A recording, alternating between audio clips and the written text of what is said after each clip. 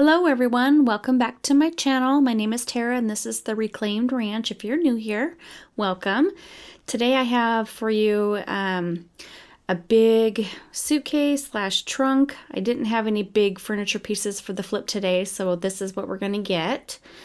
This thing is heavy. It's made of wood inside. It's old, vintage, antique. I was given this from a friend of mine, and inside here it has like this wooden crate where you could store some things. So I don't think that people actually lug this around as a piece of luggage, but if you guys know what this is, go ahead and leave me a note in the comments, because I'm very curious as to what people would use this for.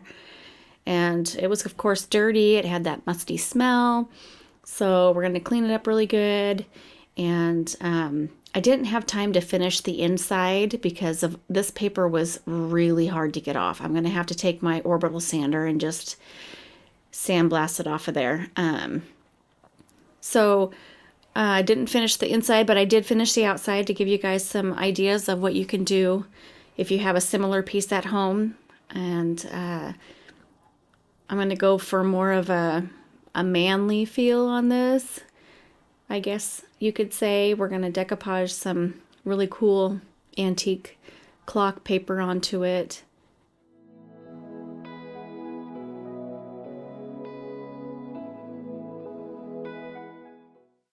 So we're going to go ahead and get started painting it. I'm going to use my Stallmeister pointed sash brush. I love this brush because I didn't want to paint the hardware, and so getting around that hardware, this brush made it super easy.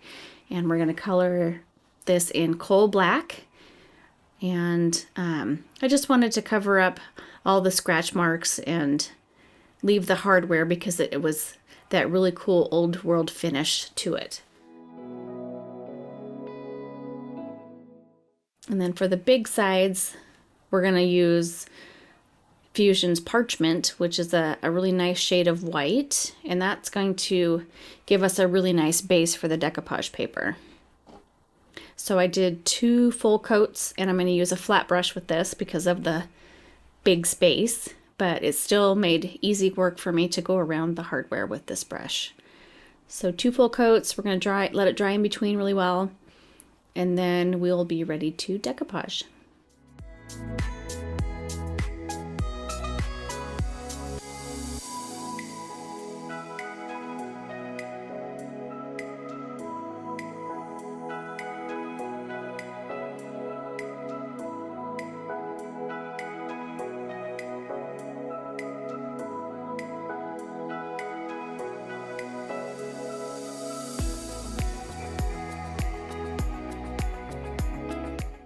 All right, so this is the paper I chose. Isn't that super cool? It's a Roy Cycle Treasures paper, and it didn't quite fit perfectly on this piece. So I'll show you what I do to kind of blend that in and hide those areas that are still white. But the length up and down wise was height wise was good. It was extra, so I was going to cut that off, and then we'll start the decoupage process. Now I was told to mist my decoupage paper before starting, and what that does is it opens up the fibers in the paper and it allows the paper to get more stretch to it. And so you can see I kind of was able to move it around a little bit without it tearing. And then I take my saran wrap and get the air bubbles out. So I'm going to continue to mist the paper as we go. Put my decoupage medium down, which it's Fusion's decoupage gel. And this is the first time I've used the Fusion gel for decoupage, and I loved it. I just love that consistency. It's not too thin. You know how much to put on, and it just made it super simple for me. So I'm going to continue to use that. DIY's Liquid Patina is also a really good decoupage medium to use. It's a little bit more watery consistency, but this method, I got absolutely no air bubbles in, no wrinkles, nothing. So I was really, really impressed. And I would recommend doing that misting technique before your decoupage medium. So then I'm going to do this on both sides. See how this side is so much more white on each side. I was so perplexed on this. I couldn't figure out why the papers were so different in size. But anyway, I'll show you how to hide that in a little bit. So this is the next day, and I take my X-Acto knife and I go around the areas that are extra, and I'm going to take that off. And for the rest of it that I couldn't get with the X-Acto knife, I have a little hand sander that I will link in the description box for you. It's such a handy little tool to have around for these small little projects like this. And I'm going to use that to get the rest of the decoupage paper off the black portion.